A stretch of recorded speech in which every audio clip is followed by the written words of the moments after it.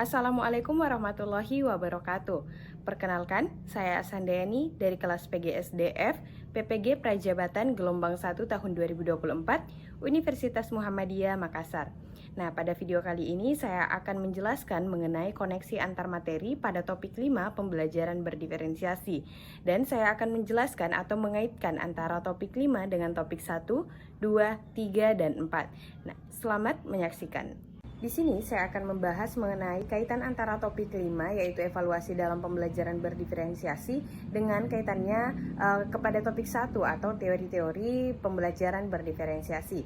Contohnya itu ada teori konstruktivisme yang menekankan pentingnya pengalaman dan interaksi dalam membangun pengetahuan, serta teori belajar sosial yang mendorong kolaborasi dan observasi. Selain itu ada juga yang menekankan pentingnya dukungan dalam zona perkembangan proksimal atau biasa disebut dengan ZPD yang dikemukakan oleh Lex Vygotsky.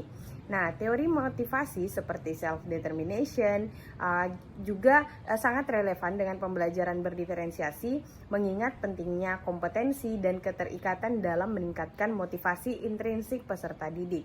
Nah, dengan demikian, evaluasi ini harus dirancang untuk mengakomodasi perbedaan individual, memberikan umpan balik yang membangun, dan memaksimalkan potensi setiap peserta didik. Selanjutnya, kaitan antara evaluasi dalam pembelajaran berdiferensiasi terkait dengan aspek-aspek utama seperti konten, proses, dan produk. Nah, dalam hal konten, evaluasi harus disesuaikan dengan kemampuan dan kebutuhan peserta didik, mencerminkan teori kecerdasan majemuk Gartner. Nah, proses evaluasi mengacu pada bagaimana peserta didik belajar. Ini selaras dengan teori konstruktivisme dan ZPD Lev Vygotsky, dengan memberikan umpan balik yang formatif yang mendukung perkembangan individu. Selain itu, produk evaluasi ini mempertimbangkan hasil belajar yang dapat beragam, sesuai dengan kekuatan dan preferensi peserta didik.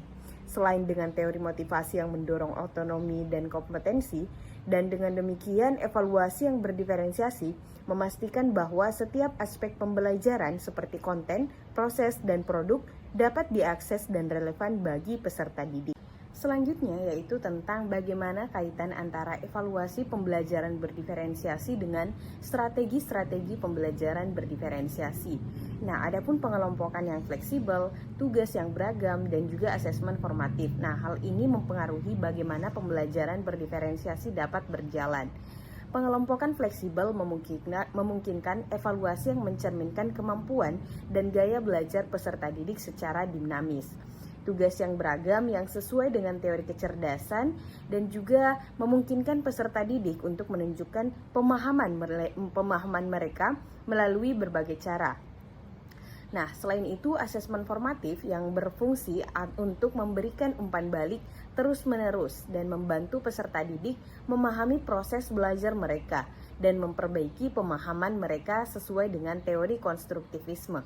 Dengan demikian, strategi pembelajaran berdiferensiasi memastikan bahwa evaluasi mencakup pendekatan yang beragam dan mendukung kebutuhan individual peserta didik.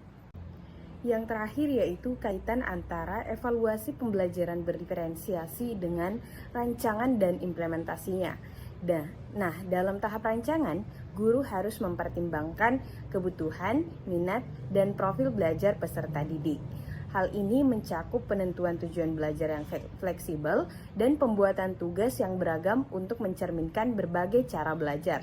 Nah, pada saat implementasi, strategi seperti pengelompokan yang fleksibel dan asesmen formatif digunakan untuk memonitor kemajuan peserta didik secara terus-menerus, kemudian memberikan umpan balik yang konstruktif dan menyesuaikan pengajaran dengan yang sesuai dengan kebutuhan individu.